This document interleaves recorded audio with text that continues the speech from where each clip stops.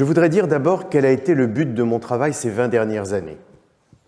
Il n'a pas été d'analyser les phénomènes de pouvoir, ni de jeter les bases d'une telle analyse. J'ai cherché plutôt à produire une histoire des différents modes de subjectivation de l'être humain dans notre culture. Ainsi, Michel Foucault répond-il de manière assez surprenante à la question « Pourquoi étudier le pouvoir ?»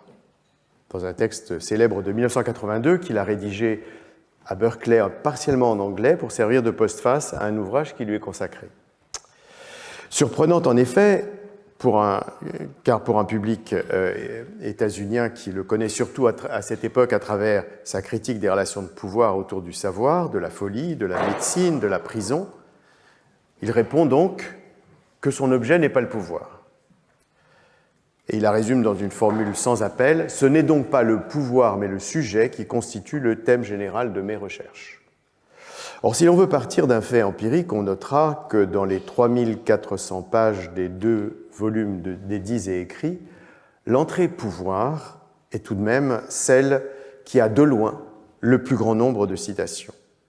Plus que discours, philosophie, savoir, vérité et même sujet. Dans la suite de son texte californien, d'ailleurs, Michel Foucault développe une longue analyse de cet objet, le pouvoir, dont il récuse la centralité dans son œuvre, d'abord à travers les luttes par lesquelles on a résisté au pouvoir, puis à travers une généalogie remontant au pouvoir pastoral du christianisme, avant de se lancer dans une discussion méthodique des modalités de l'exercice du pouvoir.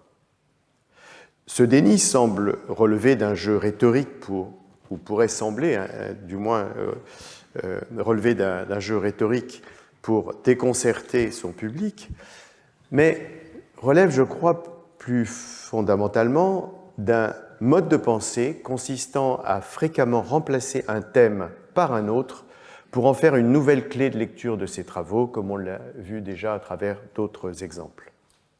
Ce que Frédéric Gros appelle une spirale herméneutique, dans laquelle les objets d'étude et les méthodes d'analyse se recomposent sans cesse, faisant d'ailleurs problème pour ses critiques, qui sont souvent en retard d'une ou plusieurs étapes dans leur contestation de ces idées. Pour éviter cet écueil, il sera nécessaire, une fois encore, de suivre le mouvement d'une pensée, ses reformulations, ses enrichissements, ses contradictions. Mais ne faudrait-il pas, en l'occurrence, prendre Michel Foucault au mot, non en substituant le sujet au pouvoir, comme il le suggère, mais en élargissant la perspective, c'est-à-dire en considérant que le territoire politique qu'il explore embrasse plus que le pouvoir, et peut-être même inclut du reste le sujet. Après tout, ne déclarait-il pas en 1977, dans l'une de ses assertions définitives qu'il affectionnait, que, je le cite, « la philosophie aujourd'hui est entièrement politique », ajoutant qu'elle était aussi entièrement historienne, dans la mesure où elle pose la question de ce présent qui est nous-mêmes. Ce qui conduit le philosophe australien Mark Kelly à proposer de reconstituer, au-delà des apparentes variations et fluctuations de la pensée de Michel Foucault, la cohérence de ce qu'il décrit comme une véritable philosophie politique. De son côté, le politiste états-unien Paul Brass considère que dans un temps où sa propre discipline, la science politique, s'est détachée des enjeux de pouvoir et de gouvernement qui étaient longtemps centraux, c'est à Michel Foucault qu'est revenu le mérite de reprendre ce flambeau, ce qu'il exprime avec humour en affirmant que Michel Foucault a fait main basse sur la science politique. Revendiqué à la fois donc par la philosophie politique et par la science politique, ou tout au moins par certains de leurs représentants, l'auteur de l'histoire de la sexualité s'amuserait certainement de cette double appropriation bienveillante de son œuvre, sans pour autant nécessairement se reconnaître dans l'une ou l'autre. Mais il apprécierait peut-être que son travail soit compris comme proposant une théorie politique. La plupart des exégètes de l'œuvre de Michel Foucault abordent cette théorie à travers le concept de pouvoir auquel il a en effet consacré une partie importante de son œuvre. C'est le cas de Judith Revel, qui retient pouvoir comme entrée dans son vocabulaire de Foucault, et tout en comprenant ce choix, j'ai choisi pour ma part de parler de politique, en miroir de la morale que j'avais préférée à l'éthique, pour réunir les éléments d'une théorie politique qui ne dit pas son nom, mais qui se construit néanmoins autour du pouvoir, certes, mais également autour de l'anatomopolitique et de la biopolitique, de la gouvernementalité et du libéralisme, de la résistance et de la guerre. Il paraît en effet intéressant de penser ensemble ces fragments qui présentent des moments de la pensée de Michel Foucault, de ses fulgurances, de ses provocations, de ses révisions, de ses tentatives sans lendemain et de ses retours en arrière. Je ne suis pas sûr, quand j'ai commencé à m'intéresser à ce problème du pouvoir, d'en avoir parlé très clairement, ni d'avoir employé les mots qu'il fallait, reconnaît Michel Foucault, dans l'un précisément de ses regards rétrospectifs au début de l'année 1984. Aveu qu'il corrige cependant, maintenant j'ai une idée beaucoup plus claire de tout cela.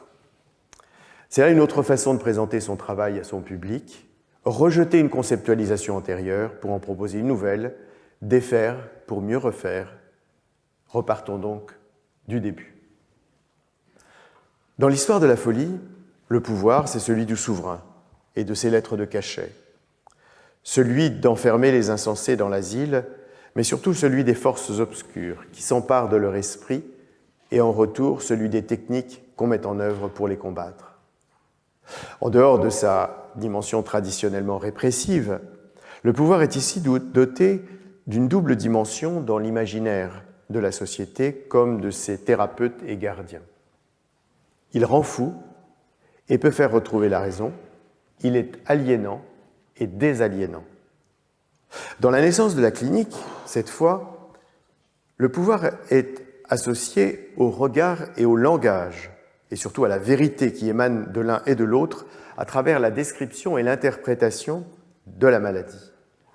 Le médecin et le philosophe ont d'ailleurs, dit-il, de semblables pouvoirs qui leur permettent de lire le monde par les discours qu'ils tiennent sur lui. Avec les mots et les choses, qui correspond à la période probablement la plus structuraliste de l'œuvre, quoique son auteur se soit ultérieurement défendu de cette désignation de structuraliste, c'est le pouvoir du signe, sa capacité à représenter, à classer, à ordonner, qui est au cœur de l'analyse des trois grands corpus et des disciplines qui s'y rattachent. Bien que le livre soit entièrement dédié aux formes de savoir qui se sont succédées depuis la Renaissance, la relation au pouvoir, qu'il s'agisse du pouvoir royal ou du pouvoir des savants et de leurs institutions, reste en filigrane du pouvoir de représentation. Ainsi, jusqu'à la fin des années 1960, la notion de pouvoir reste relativement peu théorisée et l'analyse de ces enjeux assez secondaire. Dans l'introduction qu'il a rédigée pour le volume en anglais consacré aux écrits de Michel Foucault sur le pouvoir, le chercheur britannique Colin Gordon indique que les textes sélectionnés ont été produits, donc dans ce livre, au cours des 12 dernières années de la vie de l'auteur, ce qui correspond, en effet, à ce qu'on trouve dans l'index des notions des 10 et écrits, les 3400 pages, dans lesquels le mot pouvoir n'apparaît qu'en 1971, et encore de manière assez anecdotique à ce moment-là. Comme le souligne cet auteur, l'émergence donc de la thématique du pouvoir s'inscrit dans un double contexte, politique et intellectuel, les deux étant en partie liés. D'un côté, c'est l'effervescence dans la société de mai 1968 et les années suivantes de révolte et de répression, et dans le monde académique, de la naissance de l'université de Vincennes, avec dans les deux cas une application forte de Michel Foucault. Et de l'autre, ce sont les premiers enseignements, après l'élection au Collège de France, et la préparation du grand livre sur la prison, avec pour la première fois une conceptualisation de la relation entre pouvoir et savoir. En d'autres termes, dans cette période tumultueuse que traverse la France, une certaine porosité existe entre les événements du monde et l'œuvre du philosophe.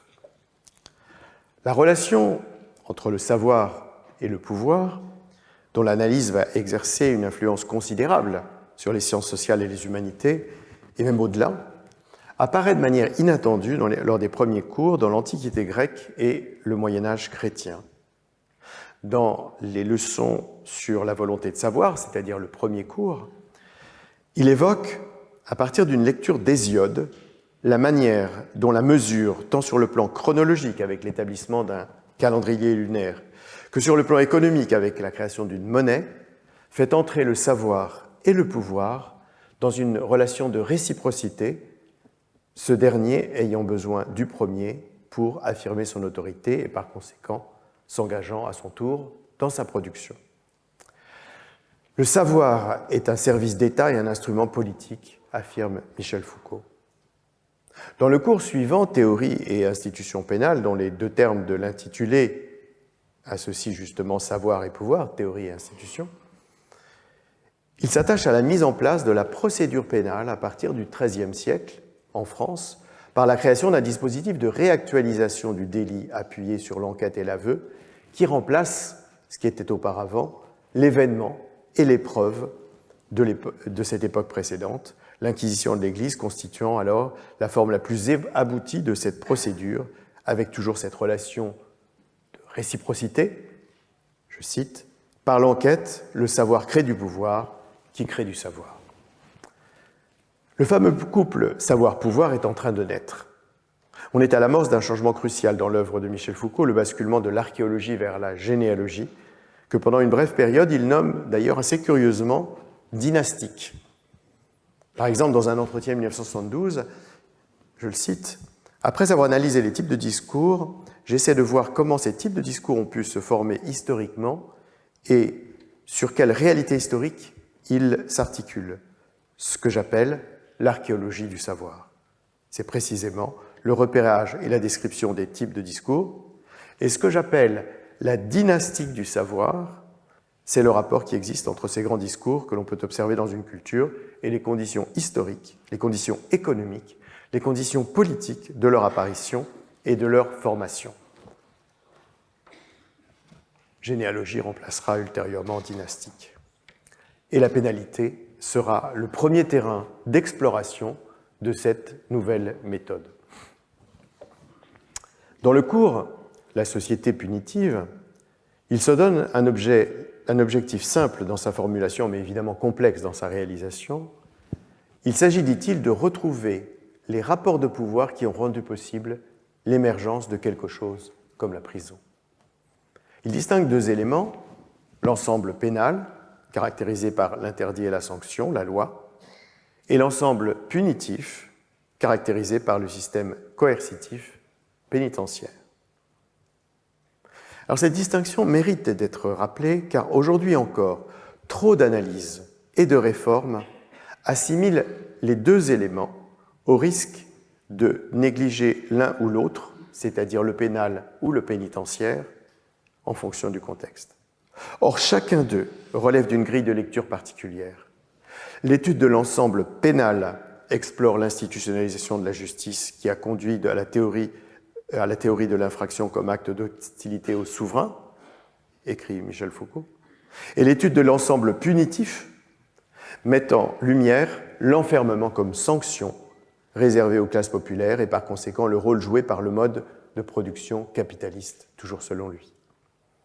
Articuler le pénal et le punitif, autrement dit la philosophie morale du droit et l'économie politique de la prison, c'est ce que propose donc sa généalogie. Et pour ce faire, elle doit donner à comprendre comment les rapports de pouvoir qui ont conduit à cette forme de coercition particulière qu'est l'institution carcérale se sont appuyés sur des corpus de savoir qui se sont développés au fil des siècles, notamment savoir des philosophes et des philanthropes de la fin du XVIIIe siècle, au premier rang desquels, bien sûr, Cesare Beccaria, qui imagine les grands principes des peines, et Jeremy Bentham, qui conçoit l'architecture du panoptique carcéral, auquel s'ajouteront bien sûr savoir psychiatrique, criminologique, sociologique. C'est dans Surveiller et punir qu'a été exprimée de la manière la plus claire ce qu'on peut appeler la première conception foucaldienne du pouvoir. Le double domaine de la pénalité et de la punition, c'est-à-dire de la justice et de la prison, se prête en effet bien au dévoilement des mécanismes de pouvoir. Et Michel Foucault précise en ouverture de son livre ce qu'il appelle les 4 règles générales qu'il entend suivre dans son enquête. Premièrement, le pouvoir de punir ne se réduit pas à sa seule dimension répressive. Il comporte aussi une dimension productive, qualifiée même de positive, ce qualificatif ne devant toutefois pas être pris dans un sens moral, mais comme le simple constat de ce qui est généré. Deuxièmement, les méthodes punitives ne résultent pas seulement de l'application de la loi et du travail de la justice, mais s'inscrivent dans un tissu plus large de procédés de pouvoir et doivent donc être appréhendées dans une perspective politique. Troisièmement, le droit pénal et les sciences humaines ne constituent pas des domaines indépendants susceptibles de se confronter au cours du châtiment, mais procèdent possiblement d'une matrice commune de technologie du pouvoir. Et quatrièmement, enfin, le savoir scientifique sur lequel repose l'activité des magistrats repose sur la transformation des actions du pouvoir sur les corps. En résumé, le pouvoir est répressif et productif. Il sous-tend le travail judiciaire, il s'insinue dans la philosophie morale et il investit de toutes parts le corps. En complément de ces 4 règles, il s'agit de penser la relation entre savoir et pouvoir. À cet égard, il faut peut-être, suggère Michel Foucault, je le cite, « renoncer à toute une tradition qui laisse imaginer qu'il ne peut y avoir de savoir que là où sont suspendues les relations de pouvoir et que le savoir ne peut se développer que hors de ces injonctions du pouvoir, de ses exigences et de ses intérêts. » Alors on peut penser ici, par exemple, aux 4 normes que le sociologue états-unien Robert Merton a proposées pour caractériser l'éthos scientifique, à savoir l'universalisme, qui suppose une neutralité de l'évaluation des connaissances, le communalisme, qui implique leur libre circulation comme un bien commun, le désintéressement dont s'assurent des dispositifs de contrôle et un scepticisme organisé que garantit l'exercice de l'esprit critique. Dans cette vision, comme vous le voyez, idéaliste du savoir, le pouvoir n'a pas de place, sauf afin d'assurer justement le bon fonctionnement de la science.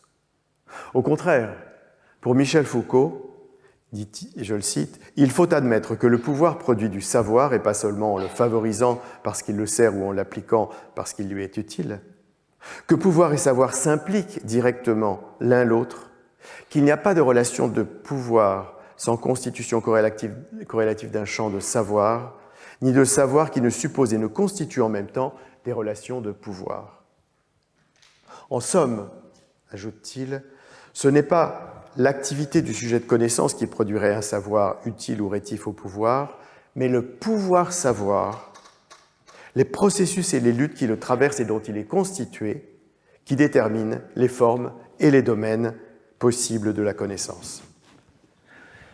Mais il ne faut voir dans cette thèse ni manifestation de cynisme, ni conception machiavélienne de la connaissance, ni théorie conspirationniste de la science, mais une invitation à analyser dans des contextes historiques divers les formes particulières que prennent les relations entre pouvoir et savoir.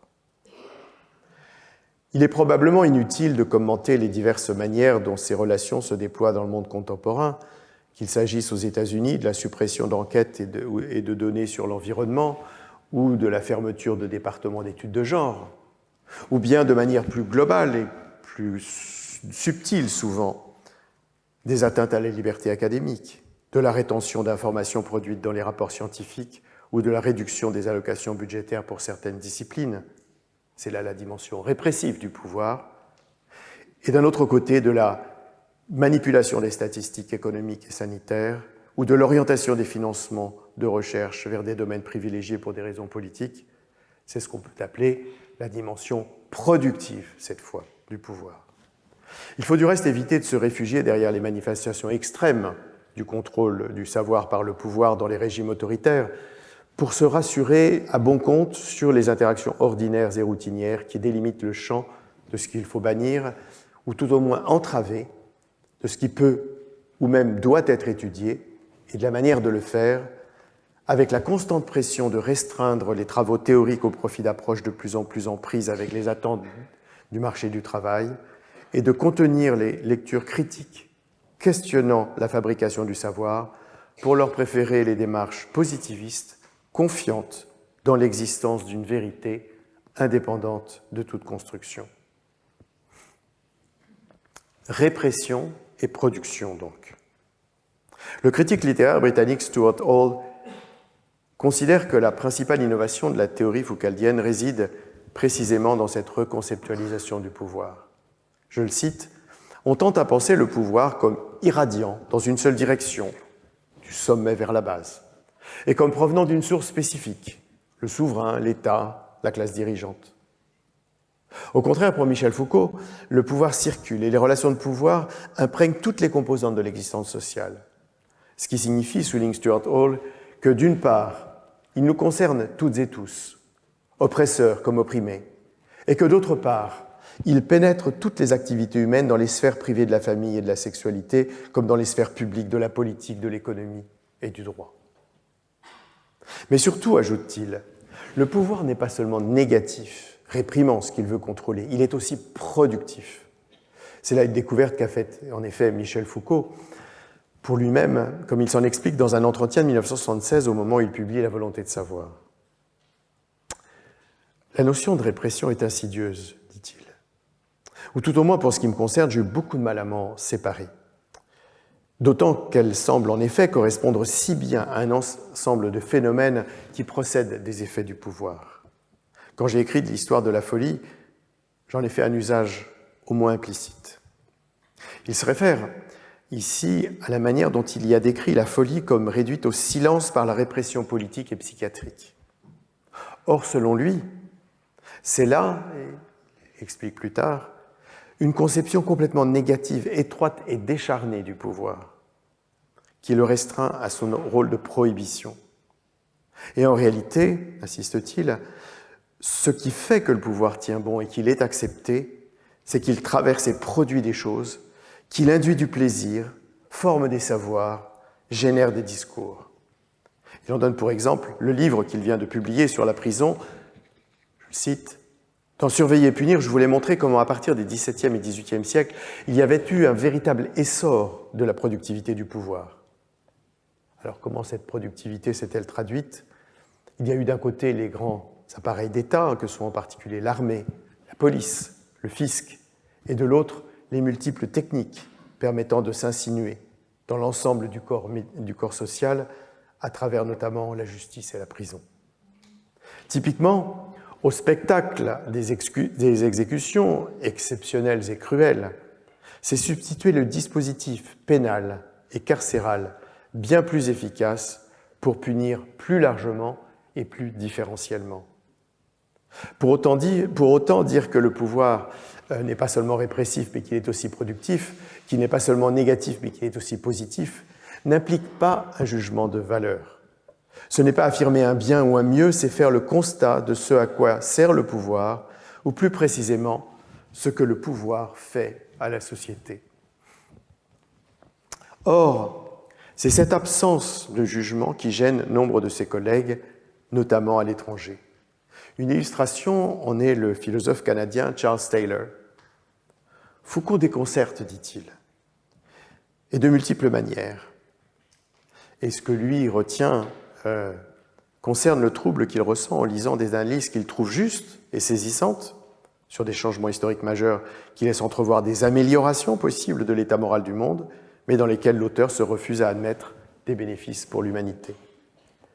Bien que Michel Foucault dévoile les mécanismes de la domination et de la mystification, il ne les remplace pas par leur contraire, à savoir la liberté et la vérité. L'ouverture de Surveiller et punir est à cet égard pour Charles Taylor exemplaire, alors que le contraste entre l'exécution atroce de Damien et l'emploi du temps d'une prison de Paris lui paraît marquer un réel progrès moral dans la modernité occidentale, héritée des Lumières, le livre montre que l'adoucissement des peines supposé s'accompagne d'une extension du contrôle exercé par le pouvoir sur la société, ou plus exactement, sur certains segments de la société, à savoir les classes populaires. En admettant même, poursuit-il, que Michel Foucault décide de s'en prendre à cette nouvelle forme de domination, on se dit qu'il pourrait alors se rallier à la critique de l'humanisme que développe l'école de Francfort, en proposant une forme alternative d'émancipation. Mais il ne va pas non plus dans ce sens. La description qu'il fait des institutions, de l'école à l'atelier, révélant partout l'emprise de la discipline sur les corps. Il rejette ainsi les marxistes comme il a rejeté les libéraux. Au fond, pour Charles Taylor, il est inconcevable de ne pas adopter une position normative énonçant ce qui doit être, et même morale, constatant ce qui est bien et ce qui est mieux. Ne faudrait-il pas en effet se réjouir du fait, je le cite, que nous avons acquis depuis le XVIIIe siècle un souci de la préservation de la vie humaine, pour la réponse aux besoins humains fondamentaux et surtout pour le soulagement de la souffrance. C'est ce qu'il se demande en paraissant oublier les conquêtes coloniales, les guerres mondiales et les génocides. Or, Michel Foucault se refuse à reconnaître ces bienfaits du sentiment humanitaire dont nous serions les héritiers. La difficulté à comprendre qu'on puisse ne pas porter de jugement, mais qu'on s'efforce d'examiner avec la même lucidité et la même distance différentes configurations historiques est grande, en effet, lorsqu'il s'agit d'actions principalement reconnues comme éthiquement pures. Et c'est ce que j'avais, moi, constaté lorsque j'avais proposé ce que j'avais appelé une critique de la raison humanitaire. Elle ne consistait ni à critiquer l'action humanitaire de manière générale, ni à critiquer les acteurs de l'humanitaire en particulier, mais à proposer une réflexion critique portant sur deux aspects: la généalogie du gouvernement humanitaire, en essayant de comprendre comment on en était venu à faire entrer la compassion dans les politiques locales, nationales et mondiales, et avec quelles conséquences en termes notamment de justice sociale.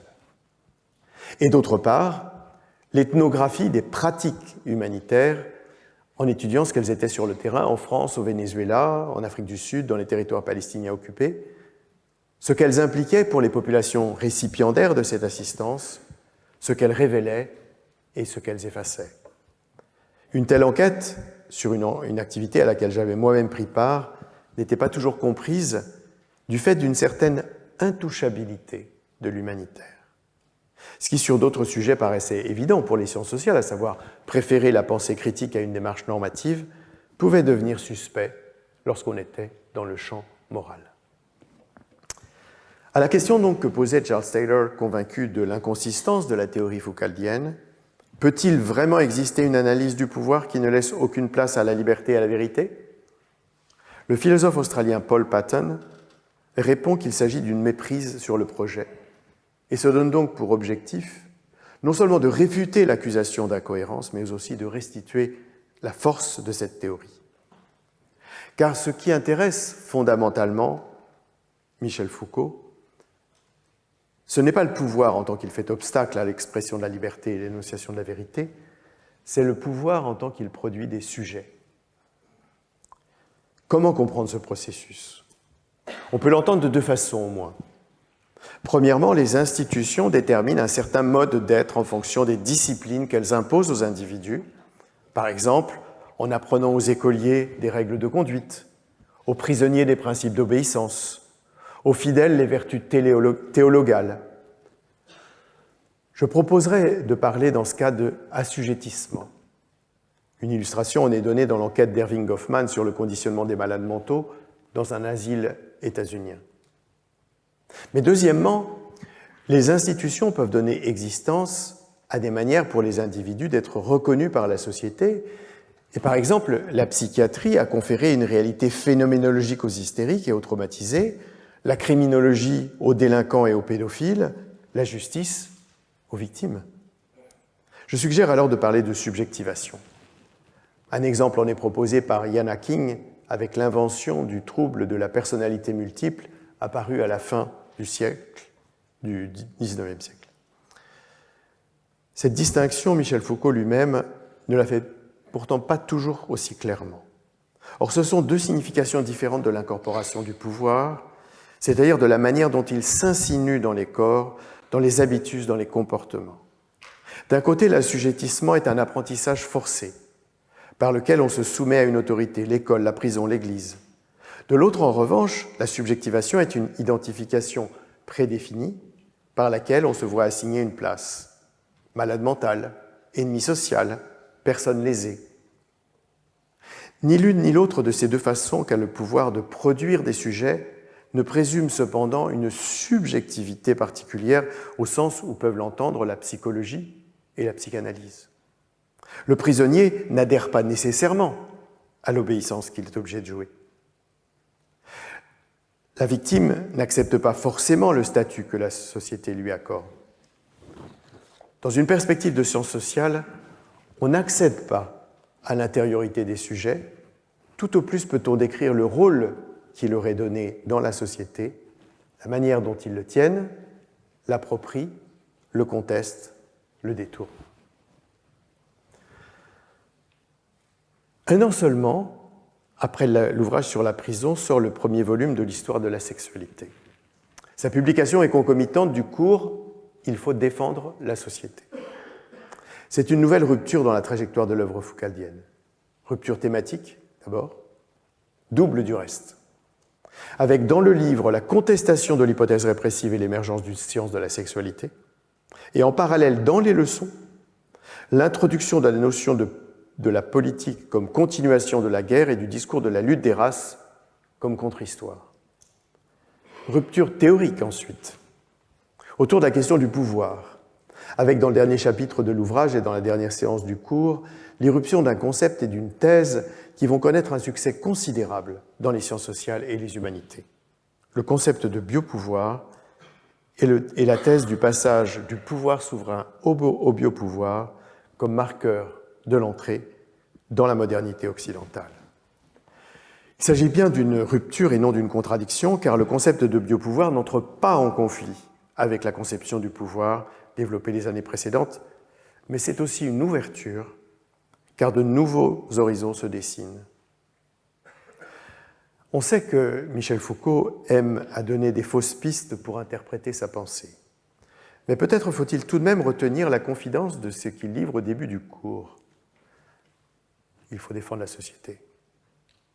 Il déclare, je cite, « en avoir un peu assez et désirer mettre un terme à une série de recherches qu'on a faites depuis 4 ou 5 ans sans arriver à former un ensemble cohérent ni une continuité.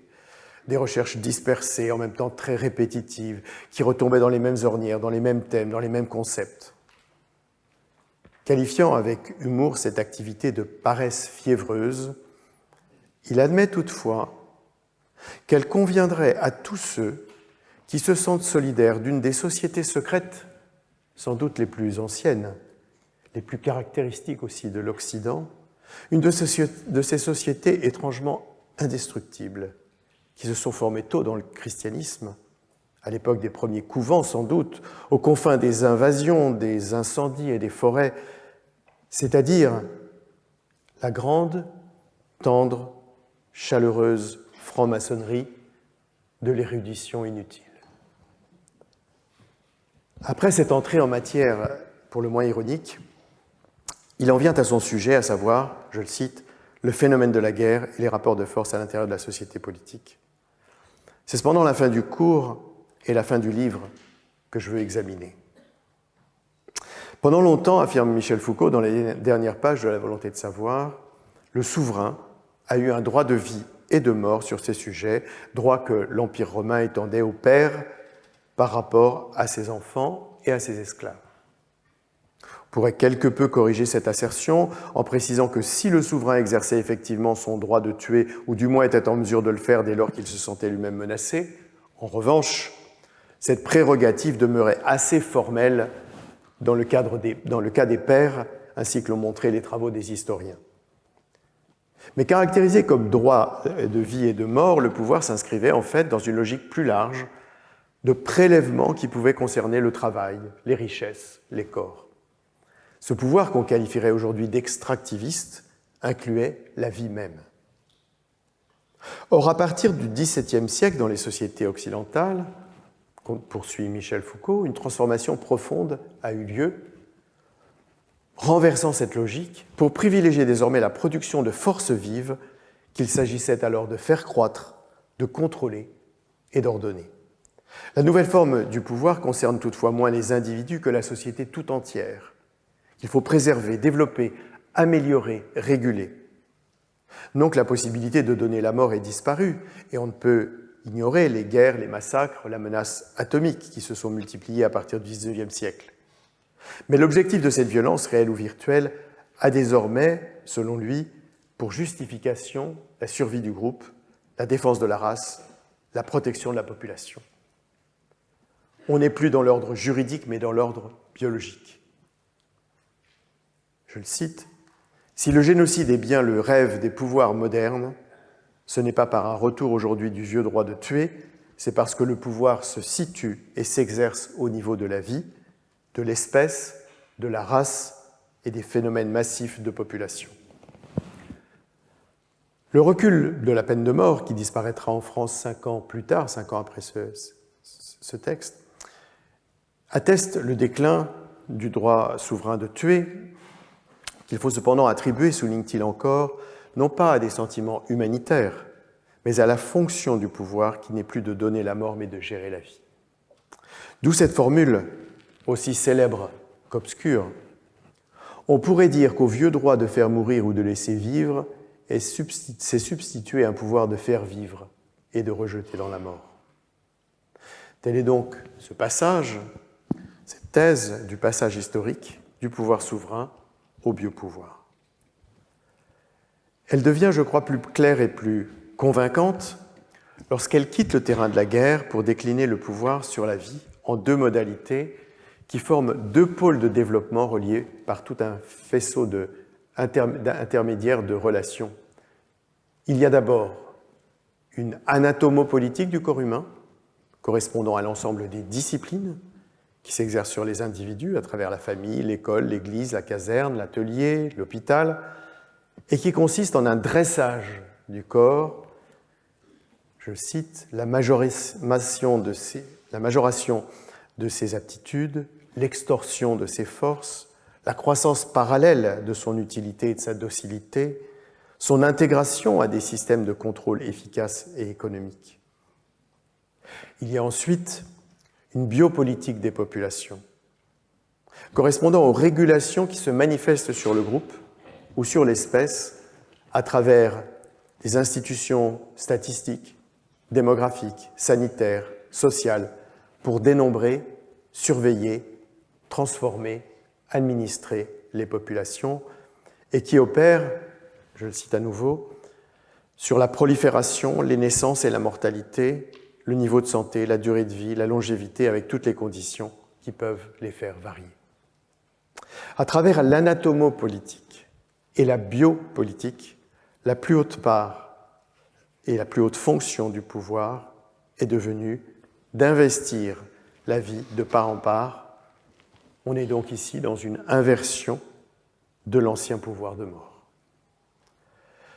L'avènement du biopouvoir est non seulement un fait majeur du gouvernement des humains, il est aussi pour Michel Foucault un élément essentiel du développement du capitalisme, qui n'a pu être assuré, dit-il, qu'au prix de l'insertion contrôlée des corps dans l'appareil de production et moyennant un ajustement des phénomènes de population aux processus économiques.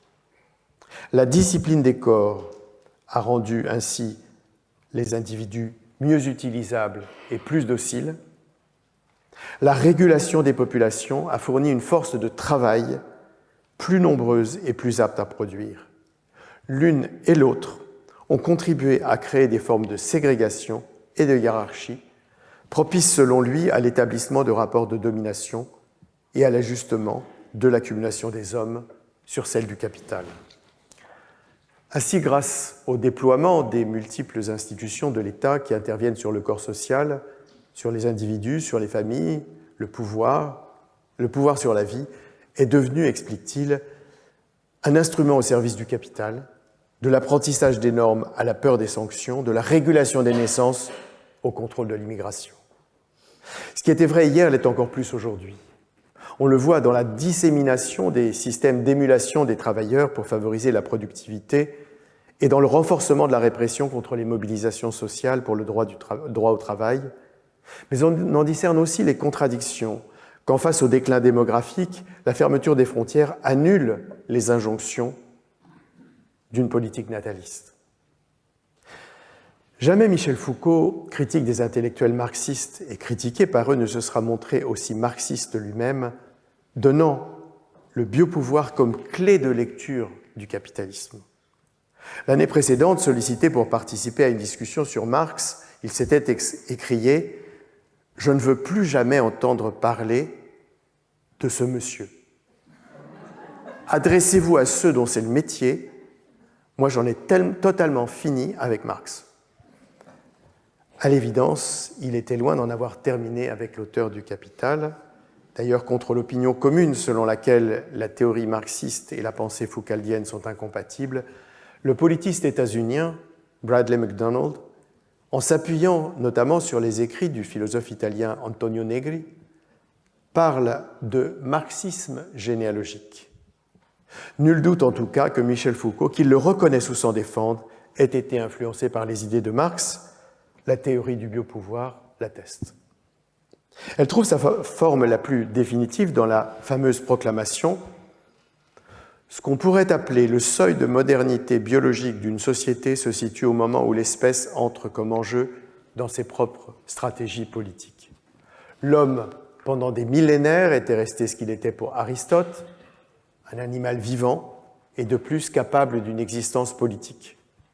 L'homme moderne est un animal dans la politique duquel sa vie d'être vivant est en question. » Derrière cette brillante formule, un mystère et une ambiguïté cependant. Le mystère d'abord.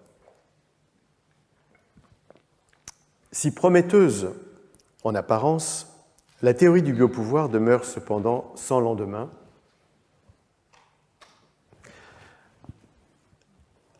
Du moins dans les travaux de Michel Foucault. Lorsqu'il reprend son cours après une année d'interruption, il évoque avec désinvolture, au début de la première leçon, l'étude de quelque chose que j'avais appelé comme ça un petit peu en l'air le biopouvoir. C'est pour ne plus jamais y revenir. Le mot n'a même pas d'entrée dans l'index des 10 et écrits. Commentant les cours Sécurité, territoire et population et Naissance de la biopolitique, le philosophe Michel Senlar observe qu'on pourrait avoir l'impression qu'ils ne font, je cite, que retracer la genèse de ce pouvoir sur la vie dans l'émergence duquel, au XVIIIe siècle, Foucault voyait une mutation capitale, l'une des plus importantes sans doute dans l'histoire des sociétés humaines. Et néanmoins, tel n'est pas le chemin emprunté. Il est question dans le premier de ces deux cours, à savoir sécurité, territoire, population, de gouvernementalité, de pouvoir pastoral, de raison d'État, et dans le second, naissance de la biopolitique, du libéralisme, du néolibéralisme, de l'homo economicus. Jamais de pouvoir sur la vie. 7 ans plus tard, lors d'un entretien, lorsqu'on lui demande s'il ne devrait pas en écrire une généalogie, il répond « J'en ai pas le temps maintenant, mais ça pourrait se faire. En réalité, je dois le faire. » Réponse à l'évidence dilatoire. Étonnante disparition donc d'un concept éphémère qui n'aura vécu que le temps d'une leçon et d'un chapitre. L'hypothèse reste une parenthèse dans l'œuvre de son auteur. Le concept de biopolitique ne connaît pas vraiment un meilleur sort d'ailleurs. Au début du cours de 1978, il l'est mentionné au détour d'une référence à un auteur du XIXe siècle sans être développé plus avant. En ouverture du cours de 1979, qui a le mot dans son intitulé « Naissance de la biopolitique ». Il annonce qu'il essaiera de le traiter, mais il reconnaît dans le résumé qu'il en donne à la fin de l'année qu'il n'en a pas parlé, s'étant concentré sur l'économie politique. Mais à la différence du biopouvoir qui disparaît complètement, la biopolitique s'efface au profit d'un concept qui propose une reformulation plus juste, libérée de l'héritage du biopouvoir, mais avec cette fois une ambiguïté. L'ambiguïté, donc. Étymologiquement, biopolitique est la combinaison de deux termes grecs, bios, la vie, dans les multiples sens de la vie en soi, des conditions de vie, des moyens pour vivre, du monde où l'on vit et même du récit d'une vie. Et politikos, qui concerne le citoyen ou l'État, qui relève des affaires publiques, du mot polis, la cité. On pourrait donc penser que la biopolitique est tout simplement une politique de la vie. Or, tel n'est pas le cas. Comme l'indique la définition qu'en donne Michel Foucault, elle est une régulation des populations.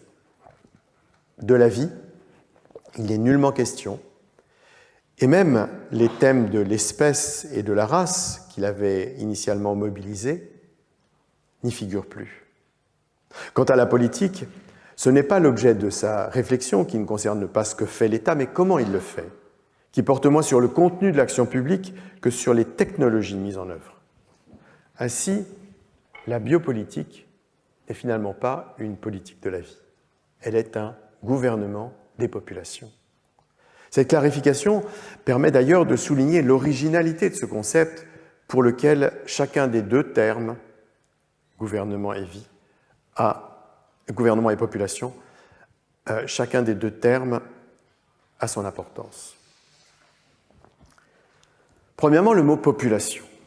Dans son sens contemporain de l'ensemble des occupants d'un pays, d'une région, d'une ville, apparaît seulement au XVIIIe siècle, venant du reste de l'anglais. C'est, explique Michel Foucault, une césure absolument fondamentale qui détermine le niveau pertinent pour l'action économico-politique du gouvernement. Ce n'est plus celui des individus, c'est celui de la population, et il décrit cette dernière comme, je cite, un nouveau sujet collectif absolument étranger à la pensée juridique et politique des siècles précédents. La coupure se produit, dit-il, à l'intérieur du savoir-pouvoir. Du côté du savoir, on peut penser au début de la statistique morale et à l'hygiène publique, plus tard à la démographie et à l'épidémiologie. Et du côté du pouvoir, on peut évoquer les politiques natalistes et sanitaires, puis la planification familiale, la prévention des risques et le contrôle de l'immigration.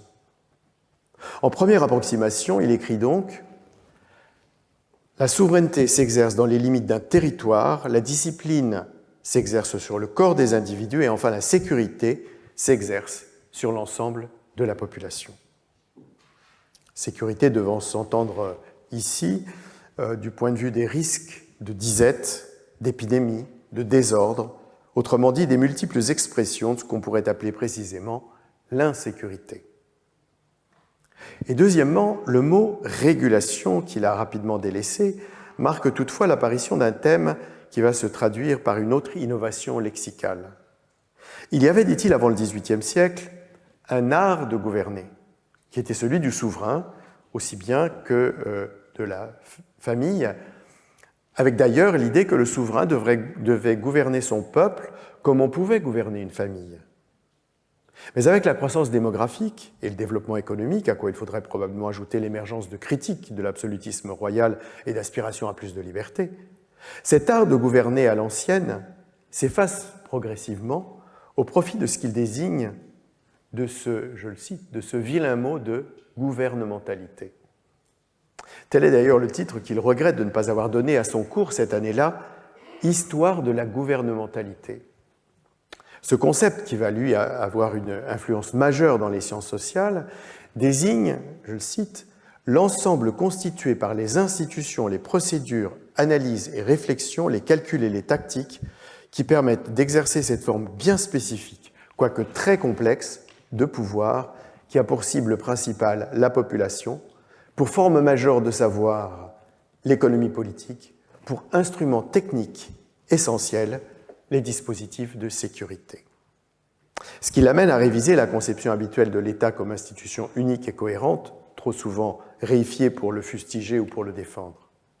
Est en jeu en effet sa permanente transformation pour s'adapter aux besoins et aux attentes de la population, tout en protégeant un certain modèle économique et en assurant des fonctions de sécurité. On doit alors parler, affirme-t-il, de gouvernementalisation de l'État. L'expression est encore plus lourde que la précédente.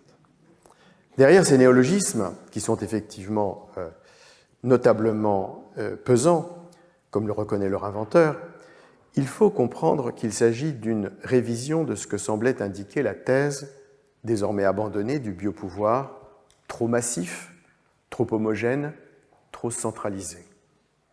En somme, il s'agit de comprendre comment le pouvoir a entrepris, depuis 3 siècles, cette activité consistant à administrer, enregistrer, mesurer, contrôler, policer, réformer, protéger, faire croître, autrement dit, à gouverner cette entité nouvelle imaginée qu'on appelle une population.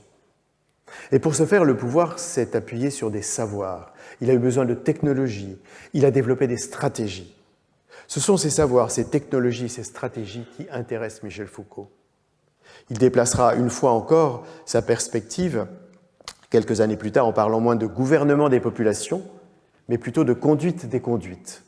Ce qui l'amènera, on l'a vu, à resserrer son regard sur les sujets, non plus une entité politique collective, mais désormais une subjectivité éthique individuelle.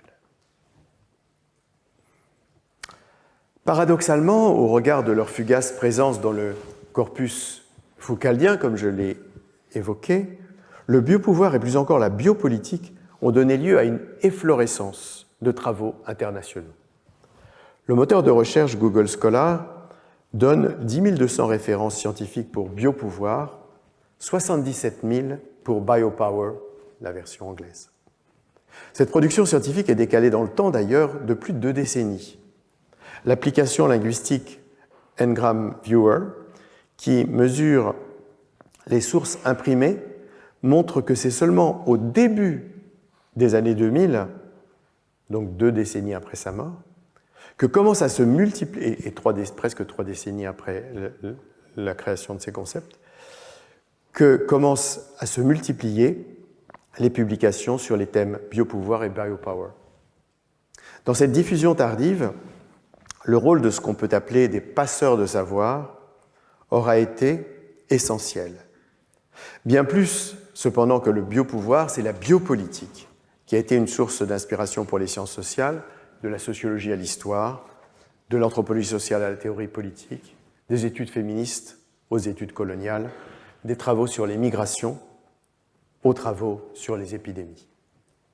Si l'on veut, sans pour autant les fétichiser, prendre pour indication à nouveau les instruments bibliométriques, on peut noter qu'on dénombre 3 fois plus de références sur les biopolitiques que sur le biopouvoir, aussi bien en français qu'en anglais. Tandis que l'anatomopolitique, elle, reste marginale dans la production scientifique. Des 3 concepts inventés par Michel Foucault, c'est donc assurément celui de biopolitique qui a eu la postérité la plus nombreuse et la plus riche. Sans prétendre à une exhaustivité compte tenu de l'importante littérature scientifique autour du biopouvoir et de la biopolitique, on peut, je crois, relever 2 principales perspectives qui, tout en prenant des directions presque opposées, peuvent être pensées, au regard de la conception de Michel Foucault, comme complémentaires. En effet, si l'on se souvient de la formule par laquelle il définit le biopouvoir, le pouvoir de faire vivre et de rejeter dans la mort. L'une de ces perspectives se focalise précisément sur la première partie, faire vivre, et l'autre sur la seconde, rejeter dans la mort.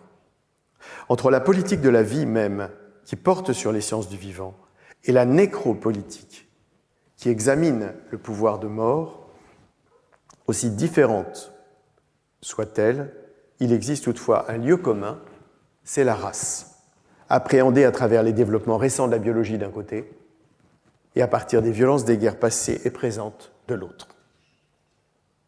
Le sociologue britannique Nicholas Rose, après des premiers travaux d'inspiration expressément foucaldienne sur l'empire de la psychologie dans la fabrication de la subjectivité moderne, s'est tourné vers la question du vivant, et donc de la biomédecine et des biosciences, s'attachant à leurs innovations les plus récentes, avec la conviction, je le cite, que les sciences humaines et sociales peuvent apprendre quelque chose des nouvelles épistémologies de la vie.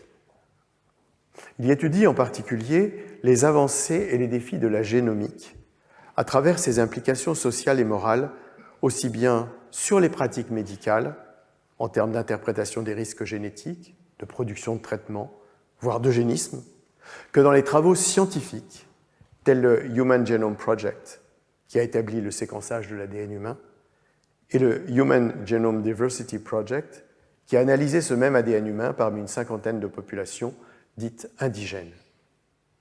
Comme il le montre, la quête de différences génétiques entre les groupes humains a fait émerger de nouveau le risque de racialisation, voire de raciologie, aussi bien dans l'interprétation des disparités que dans les études cliniques, les décisions thérapeutiques ou les enquêtes criminologique. Mais il examine aussi le développement d'un biocapitalisme qui repose sur la valorisation économique des produits biologiques et d'une forme d'extractivisme qui fait de la vie une source de profit, la vie au sens de vivant.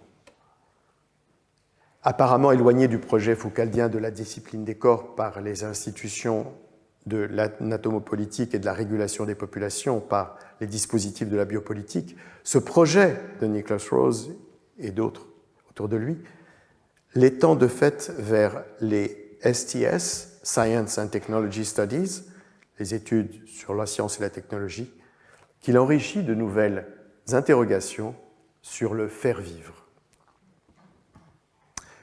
Le philosophe et politiste camerounais Achille Mbembe suit pour sa part une orientation bien différente.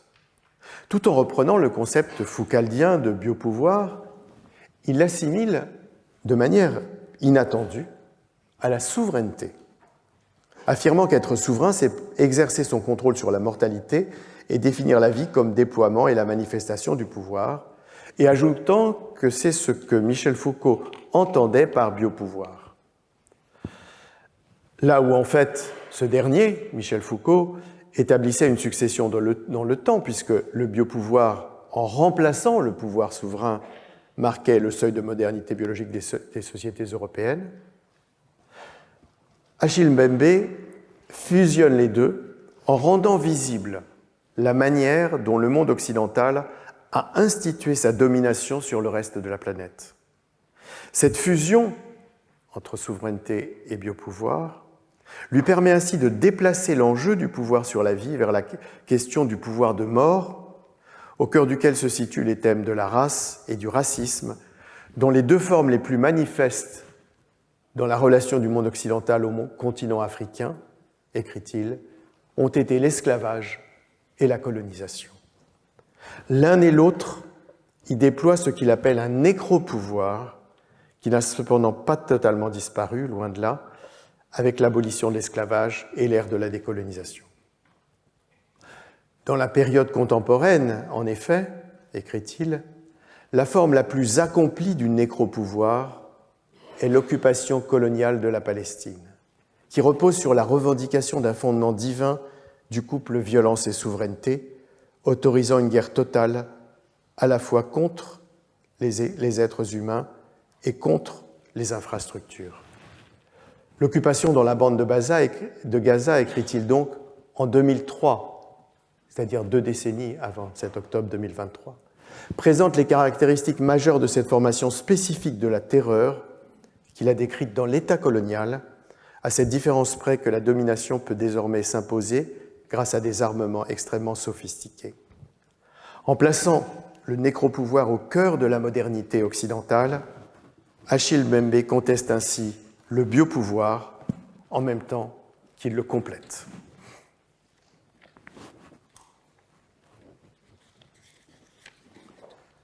Que Michel Foucault ait développé des idées différentes, toutefois non contradictoires, à la différence de ce qu'il a fait pour le sujet, par exemple, et qu'il se soit tenu à distance d'une forme traditionnelle de normativité, car la plupart de ses écrits montrent qu'il ne se réfugiait pas dans une position de neutralité morale ou politique, n'empêche pas que ses réflexions sur le pouvoir ont ébranlé et parfois transformé la théorie politique, y compris en amenant ses opposants sur de nouveaux terrains. À partir du début des années 1970, quand il a commencé à véritablement penser le pouvoir, il n'a d'ailleurs guère varié sur une série d'éléments qui demeurent pertinents encore aujourd'hui, même s'ils continuent de faire l'objet de discussions. Premièrement, le pouvoir est répressif, mais il est aussi productif. Il a une valence négative, mais également une valence positive. Deuxièmement, le pouvoir s'observe sous la forme non d'une substance que posséderaient certains, mais de relations entre l'ensemble des membres de la société.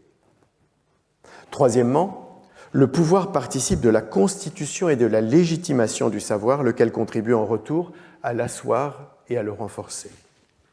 Quatrièmement, le pouvoir produit des sujets par un double mécanisme d'assujettissement à travers des techniques disciplinaires et de subjectivation à travers la construction d'identité.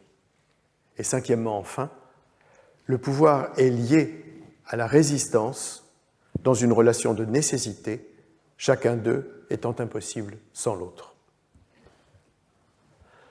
Deux éléments introduits tardivement dans sa réflexion semblent toutefois plus problématiques. D'une part, Michel Foucault affirme que le pouvoir, je cite, ne s'exerce que sur des sujets libres et en tant qu'ils sont libres, en d'autres termes, des sujets individuels ou collectifs qui ont devant eux un champ de possibilités où plusieurs conduites, plusieurs réactions et divers modes de comportement peuvent prendre place. S'il n'y a pas de liberté ainsi qu'il l'entend, alors on est dans le domaine de la contrainte pure. Il récuse donc la possibilité d'une servitude volontaire, telle que la formulait dans son fameux discours Étienne de la Boétie, âgé seulement alors de 16 ans, je le rappelle, et dont Gilles Deleuze et Félix Guattari faisaient le problème politique fondamental. Or, manque ici, chez Michel Foucault, une définition de ce que signifie concrètement la liberté comme champ de possibilités et semble écarter arbitrairement nombre d'exemples historiques contrariant cette possible définition. D'autre part, Michel Foucault considère que le pouvoir n'est pas en lui-même, je le cite, n'est pas en lui-même une violence qui saurait se cacher et qu'il est moins de l'ordre de l'affrontement entre deux adversaires ou de l'engagement de l'un à l'égard de l'autre que de l'ordre du gouvernement. Non qu'il ne puisse y avoir de violence qui lui soit associée, mais ce n'est pas, dit-il, du côté d'une violence qui en serait la forme primitive, le secret permanent et le recours dernier qu'il faut en chercher la signification. Cette distinction entre pouvoir et violence prolonge l'idée d'un exercice de relation entre des sujets libres. Or, si la violence est souvent un moyen pour le pouvoir, elle peut aussi en être un fondement. Ces éléments, pas de pouvoir sans liberté, pas de violence au cœur du pouvoir, posent assurément problème pour l'étude aussi bien du système de l'esclavage et des régimes totalitaires que des abus sexuels. Mais qu'on s'accorde ou non avec la conceptualisation qu'il fait du pouvoir, Michel Foucault s'est tenu à sa vision exigeante du travail de l'intellectuel, qui est, dit-il, par les analyses qu'il fait dans les domaines qui sont les siens, de réinterroger les évidences et les postulats, de secouer les habitudes, les manières de faire et de penser, de dissiper les familiarités admises, de reprendre la mesure des règles et des institutions. Et à partir de cette reproblématisation, où il joue son métier spécifique d'intellectuel, de participer, continue-t-il, à la formation d'une volonté politique où il a son rôle de citoyen à jouer. Son enquête sur le pouvoir a donc cette double vocation d'intellectuel et de citoyen.